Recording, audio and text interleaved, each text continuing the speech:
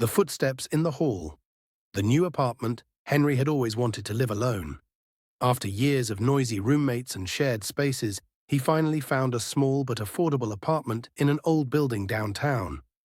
The rent was cheap, the neighbors were quiet, and the place had a certain charm: high ceilings, wooden floors, and an antique feel that made it feel lived in. The landlord, an older woman with tired eyes, handed him the keys with a strange warning. "At night, if you hear footsteps, don't open the door." Henry had chuckled. "What, is this place haunted?" The landlord didn't laugh. She just shook her head and walked away. The first night was uneventful. Henry unpacked his things, set up his small living room, and went to bed early. The silence was comforting. But then, around 2:30 a.m., he woke up. Tap, tap, tap. Soft, slow footsteps echoed from the hallway outside his apartment. They weren't hurried or frantic, just slow and deliberate. He sat up, his heart pounding. The old wooden floor outside creaked under the weight of someone or something. He glanced at the clock, 2:32 a.m. Maybe it was just a neighbor. He lived on the fourth floor, and people walked in the hallways all the time. But why did it sound so close?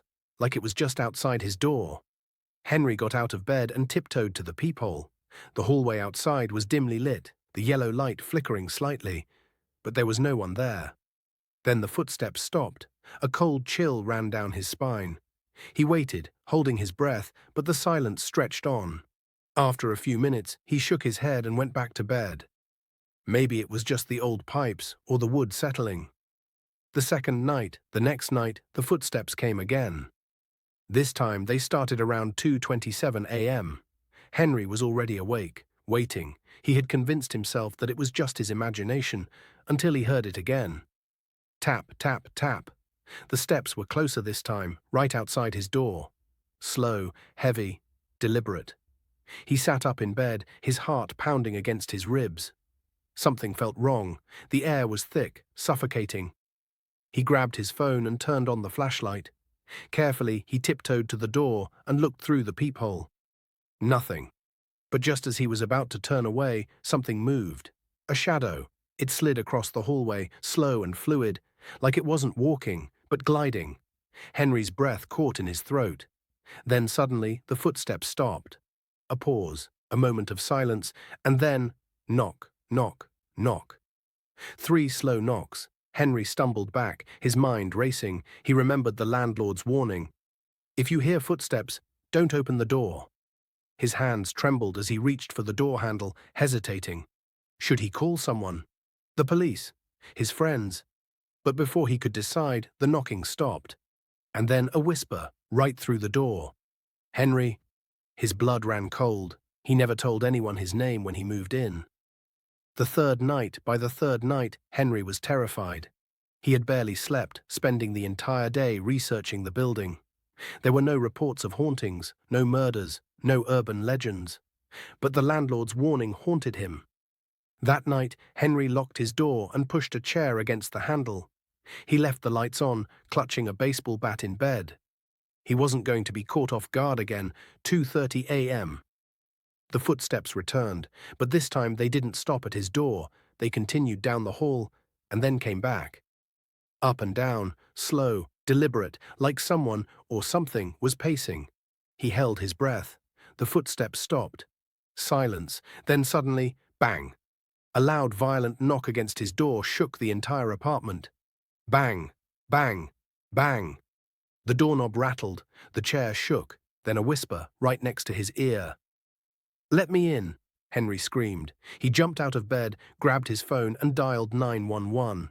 His hands were shaking so badly he could barely hold the device.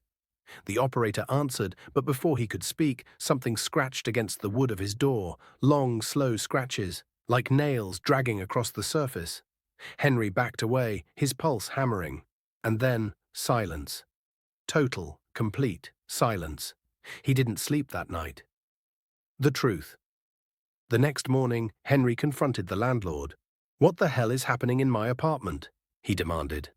The landlord's face darkened. She sighed and motioned for him to sit down. "You're not the first tenant in that apartment," she said. "The last man who lived there, he didn't make it." Henry's stomach twisted. What happened? She hesitated. He started hearing footsteps, then knocking. Then, one night, he opened the door. Henry swallowed hard. And the landlord's eyes were filled with something he couldn't quite place. Fear. Regret. They found him inside, she said softly. But he wasn't the same. His eyes were wide open, mouth frozen in a silent scream. No sign of forced entry. No cause of death. Henry's body went cold. She leaned forward. Did you open the door, Henry?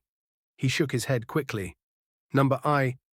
I listened to you. I didn't open it.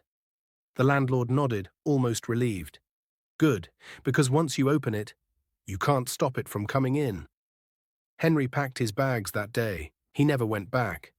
But sometimes, late at night, in the silence of his new home, he swore he could still hear it. Tap, tap, tap, slow, heavy, deliberate. And then, a whisper. Henry. The end.